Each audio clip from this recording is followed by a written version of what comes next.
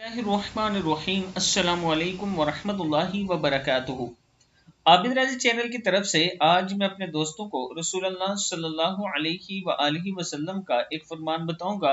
आप दोस्तों ने इसे गौर से सुनना है। हजरत अबू हुरैरा रजी अल्लाह तआला अन्हु फरमाते हैं कि जब भी आप सल्लल्लाहु अलैहि वआलिहि वसल्लम से अर्ज की गई कि आप अपने दुश्मनों के हक में बद्दुआ फरमाएं ताकि वो हलाक हों, तो आप सल्लल्लाहु अलैहि वआलिहि वसल्लम ने फरमाया, मुझको लानत करने वाला बनाकर नहीं भेजा गया बल्कि मुझको रहमत बनाकर भेजा गया है। मिशकात शरीफ की हदीस है। फिर सुन ले एक बार।